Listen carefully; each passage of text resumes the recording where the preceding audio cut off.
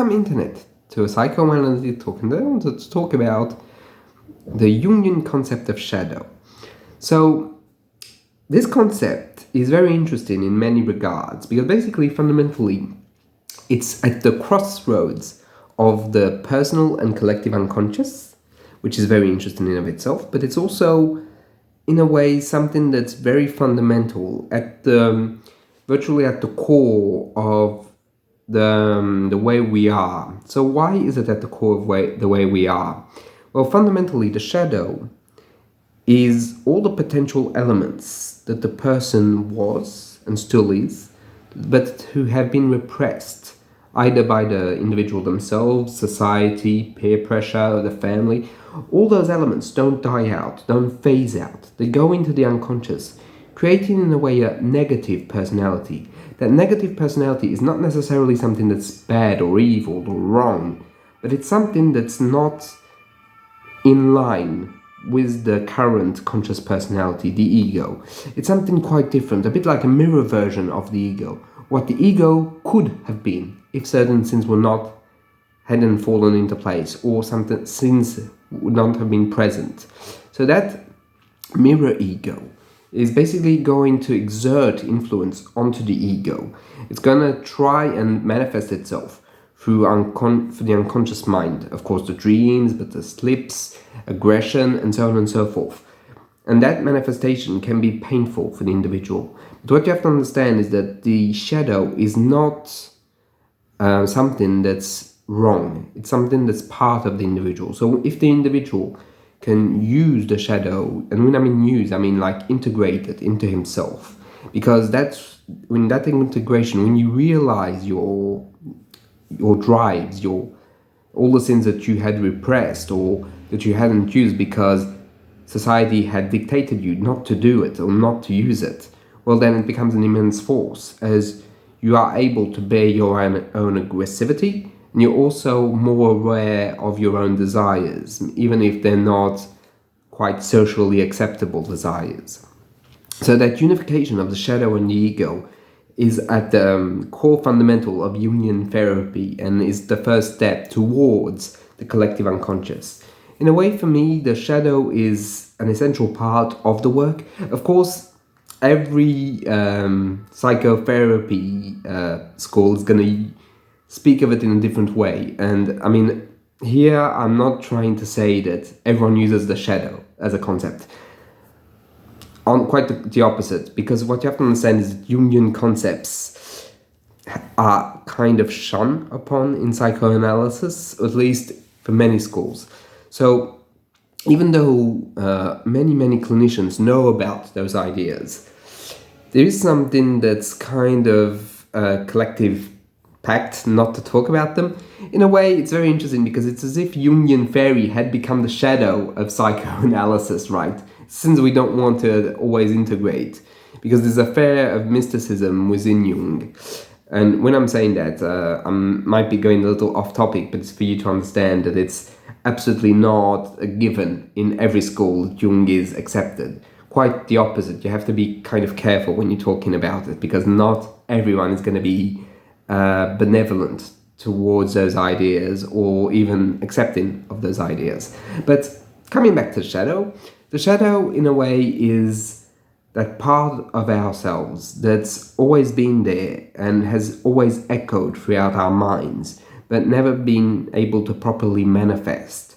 It's there because those impulses, those drives, have had an impact on our psyche, but it's an impact that we cannot allow ourselves at points to use or to manifest because it was pushed out. It was pushed out or even oppressed. And those parts of ourselves, and I have to stretch this, are not wrong or evil. That would be the most superficial explanation of the shadow. The shadow is the potential that was never able to actualize. And in that potential, there's both good and bad. As I would state, in the ego, there's good and bad. It's not about the ego all good and the shadow all bad. Absolutely not. It's about the subtle mixture of both of them and how one seeps into the other and so on and so forth. That both are complementary of one another. But that shadow, that a bit like the light always produces a shadow, fundamentally is something that Jung has conceived as a first step towards a greater ordeal of the unconscious mind, namely the collective unconscious and the archetypes. So the shadow is part of the archetypes, obviously, like the persona, like the anima, like the animus, and like phenomenon, right? Right. So it's part of the greater picture, but it has an individual component that's much stronger than the other archetypes. That being said, what I like about Jungian theory is that you can illustrate it through myths, through culture, through TV, through manga. I mean, you can see it everywhere, basically. And of course, you have to agree with those concepts. It's not about forcing them down your throat, right? But the shadow is something that you can have a very clear vision of it if you are a manga enthusiast. For example, in the manga Naruto, right? You have Naruto, which is an isolated child with tremendous potential, and he's unable to actualize it because he doesn't have a family. And how does the shadow manifest? Well, the shadow in Naruto manifests in two ways. Basically, it manifests from the fact that he has himself a repressed part that's highly destructive, at least at the beginning, namely a sort of demon. And if we analyze this in a psychoanalytic light, that inner demon is a part of himself that's aggressive, angry, hateful for all that he has undergone. And he also has another shadow, not internally but externally, through the character of Sasuke, that's basically what Naruto could have become, a hateful and spiteful being, at least at the start of the manga, towards those who have wronged him. Naruto does not necessarily hold those grudges, but Sasuke does. In a way, Sasuke is the mirror version of Naruto, that both of them, how can I say, have been isolated, alone, but one has developed hatred, where the other one has developed a will to connect with others. And in a way, they themselves form a complementary aspect of loneliness. And basically, Sasuke is the shadow of Naruto, as he is the one that has actualized the potential of hate, which Naruto hasn't and refuses to do. In a way, Naruto is like the ego and Sasuke is like the shadow. So this is one example, but you have an infinite amount of them. For example, in a way, Griffith is like in the work Berserk, is the shadow of Guts. Guts being, in a way, someone that, how can I say, has rejected all pretense, all social values, but Griffith has held onto them. But Griffith let go of love and real care and real genuine relationships with people, and Guts hasn't. And in a way, Griffith is the manifestation of what Guts will never be, and vice versa. So here, of course, I'm using that as examples, but you have to understand that I'm not psychoanalyzing the people who have made it, but how we can interpret those characters and how their dynamics basically intertwine, that both characters reflect part of the same selfhood, and that selfhood is divided between ego and shadow.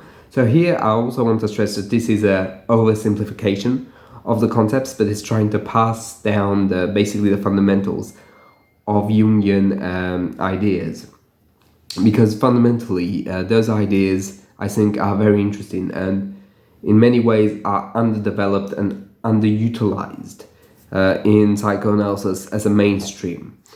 And of course, there's always going to be critical gaze towards that, as this is overly simplistic and it doesn't take into account numerous numbers of factors, and I completely agree. But in a way, that idea that there is a negative form of personality within the individual is highly interesting when you think about it, that everything that wasn't actualized stays there in the hopes of being actualized, which is something that I found very interesting. And when you think about it, you can broaden it up, as those parts are in a way a splitting of the personality. The personality isn't full as long as those negative elements have not come back into the psyche and into the conscious mind. And I find that very genuinely exciting. As a therapist, you can always see that there are parts of our minds, not just the patients, but also our minds as humans, which have been relegated to byproducts or who have been repressed completely. And when I mean repressed, I don't mean it in a Freudian way. Here, I mean it like pushed out because they were unthinkable, untenable mentally. And when you reintegrate them, even if it's something that's very scary, I'm not saying it's easy or that it's even, how can I say, a joyful process. It can be a very painful process, but by reintegrating them, you gain insight and you gain agency because you are fundamentally aware both of who you are and what you want and who you could have been. And those elements coming together form a fullness. In a way, it's no longer half-shaped, it's fully shaped. And that's what the shadow is. It's the fundamental other half that you have to connect in order to gain a full, proper perspective. So that pretty much sums up my vision and my explanation of the shadow concept of Jung. And I hope you find it interesting. And if you feel that you have something to add or you want to ask a question, please feel free to do so. And last little point, I just wanted to just specify this so there's no ambiguity. I am not myself a Jungian psychoanalyst. This is my understanding through reading the texts and forming my own ideas, but it's not necessarily, how can I say, what I practice every day. But nevertheless, it's part of my identity as I spend a lot of time studying it. So do with it what you want, right? Right. I just wanted to make it clear that it's not truth. It's just a way of seeing things. So I'll see you in the next one. Bye.